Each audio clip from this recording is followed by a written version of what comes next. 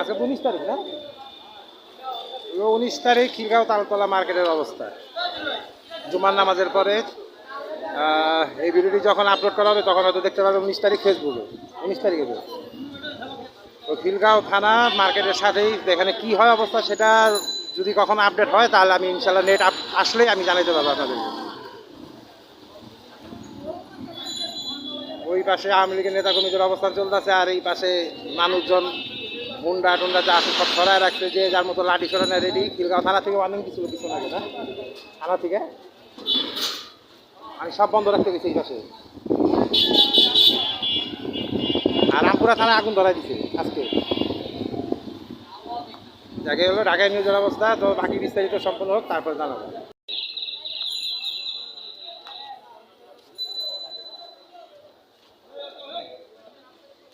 দোকান লাগানো কাল লাগবে, কাল লেগে ভালো মতন।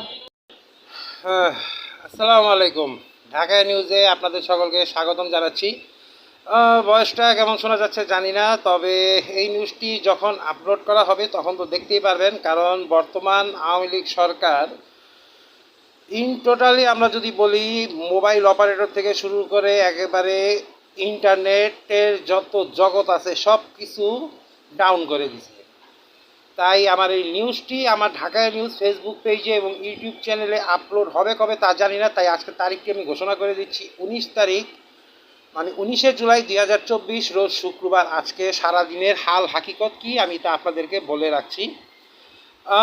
আমার আজকে পর্যবেক্ষণ অনুযায়ী আপনার খিলগাঁও আবুল হোটেল প্রচুর গণ্ডগোল হচ্ছে এবং সেখানে কোনো মানুষজন একেবারে ভরা, মানে বললে বলা বাহুল্য লাখ লাখ মানুষ হবে বলা যায়। পুলিশ সেখানে যেতে পারছে না।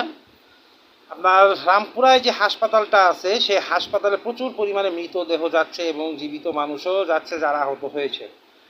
আর ফুট ওভার ব্রিজ যেটা আছে আবুল হোটেলের উপরে সেখানে আপনার ছাত্ররা ভেঙে ফেলছে, এতটুকু দেখে আসছি। আর পুলিশ সেখানে যেতে পারছে না। কিছুক্ষণ আগে মানে আপনার শুক্রবার রাত 8টার দিকে আর কি আজকে প্রায় 3টা গাড়ির মতো আর হুন্ডা আগুন ধরিয়ে দিয়েছে সেখানকার উৎসুক জনতারা।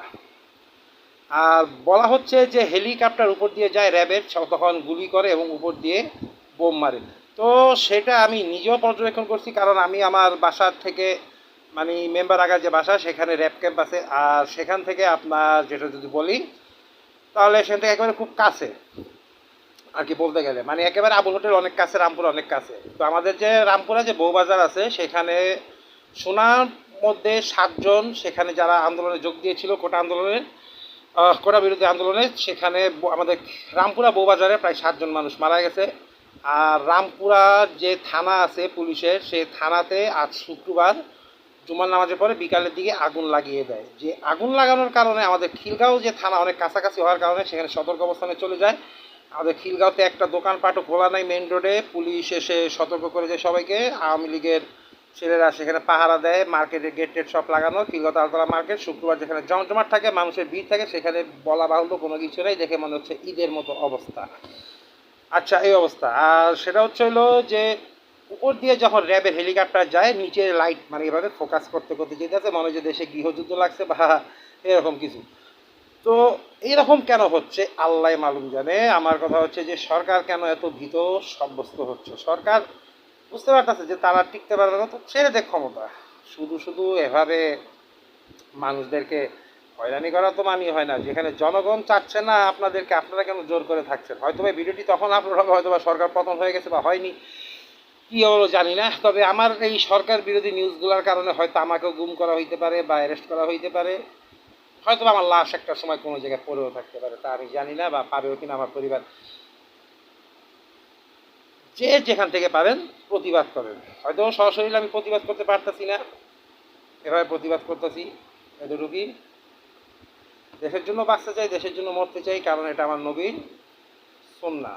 আর ওয়াজিবও বলতে পারেন। নবীর উম্মত হতে হলে রসুল পাক সাল্লাল্লাহু আলাইহি সাল্লাম বলেন, আমার উম্মত তো সেই যে যার জন্মভূমির জন্য নিজের দেহকে নিজের জীবনকে উৎসর্গ করতে পারে। আর নিউজ আরও আসবে, এক একটা নিউজ আমি একদিনে না পারি, যেদিনই নেট আসবে সেদিন আমি চেষ্টা করব ধাপে ধাপে আপলোড করে দেওয়ার জন্য। আজ 19শে জুলাই 2024 শুক্রবার, এখনও পর্যন্ত এই অবস্থা। দেখা যাক রবিবারে কি হয়। আল্লাহ হাফেজ।